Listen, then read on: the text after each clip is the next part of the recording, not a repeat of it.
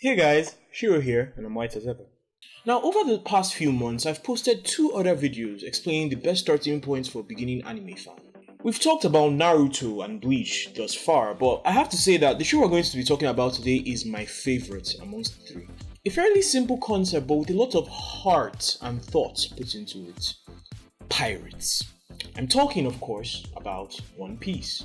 5 points to touch on. We're going to be addressing plot strength, power scaling, art, original soundtrack, and fan base. So let's get right into it. I can't wait. One Piece is a story about pirates, and the show lets you know that right from the get-go.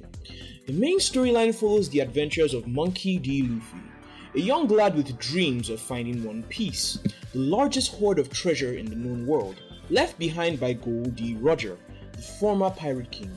He who finds and claims One Piece will be named the Pirate King and will sit at the pinnacle of the pirate world.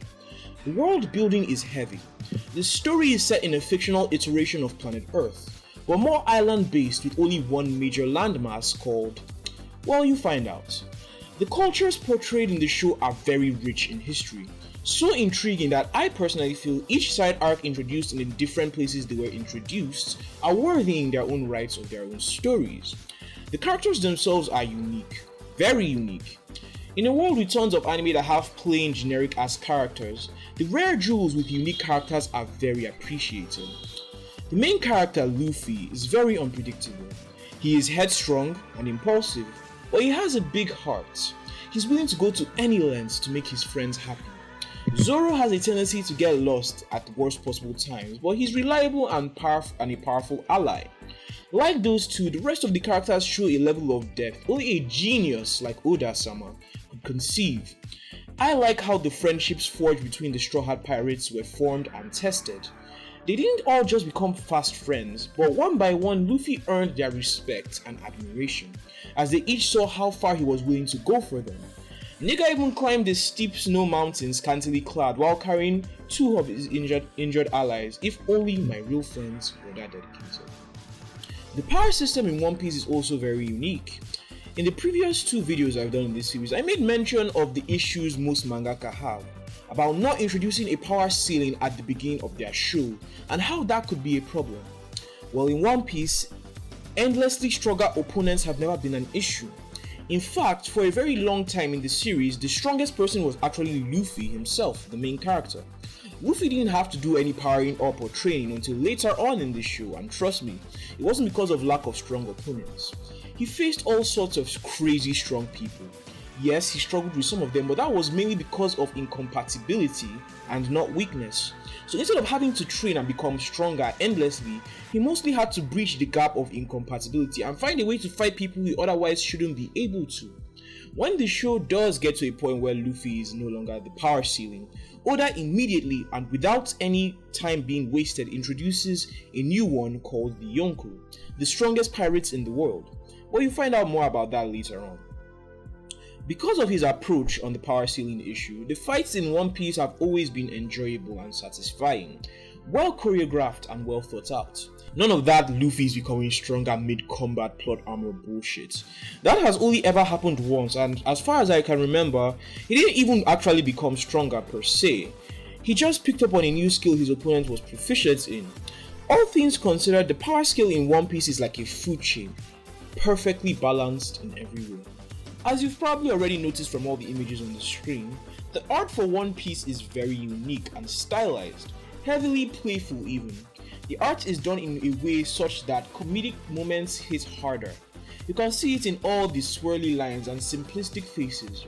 I like that Oda-sama took his time designing each character. No two characters look even slightly alike, and the look of each character in a way represents their behavioral tendencies. Characters you fall in love with quickly. Even the setting is unique in its aesthetics. We're talking about a world that is completely fictional. All the landscape drawing is 100% made up. Yet, as with the characters, you learn to love all the little islands that the Straw Hats have their adventures on. There are a lot of humanoids in the show, and you would think that they would look rather tacky, seeing as they aren't fully human, but Oda makes it work. My favorite character, personally, is Karu, Nefertari Vivi's spot build duck. He never actually talks, yet his character was developed so well that you can't help but love him. That's how much work Oda Sensei put into his characters. The soundtrack from One Piece can be described in one word: jolly. The original episodes are rather old, but even then, even after just the openers, you feel like going on an adventure. I'm not one to get emotional over a TV show. I've never even cried during a movie, yet watching One Piece has brought me close to tears several times. Partly because of the soundtrack, but mostly because of how well Oda-sama conveys emotion in his art. The show was just so well illustrated from the beginning to the end. I don't mind watching it over and over and over again. Finally, let's talk about the One Piece fanbase. And of the last 2 or 3 fan bases we've talked about, this one is the best. Just a bunch of people that love One Piece. They don't expect much from you. As long as you've realized how beautiful a show One Piece is, then you've become family. No two ways about it. I personally have been in a ton of One Piece themed group chats.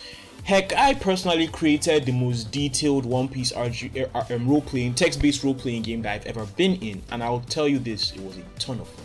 So if you're looking to start anime in a very encouraging and carefree environment, then I recommend you start from One Piece. So all in all, I hope you guys will agree with me that One Piece is amazing. The story is phenomenal, the art is beautiful, and honestly, it's got a little something for everybody. Because of this diversity in content and how welcoming the community is, I honestly believe that One Piece is the best starting point for anime newbies. And with that, we've come to the end of this long series called The Big 3 in Anime. All things considered, what are your thoughts on the Big 3 in anime? Which was your favorite? Which do you feel the most encouraged to try out? Also, if you had your say, what would your version of the Big 3 be?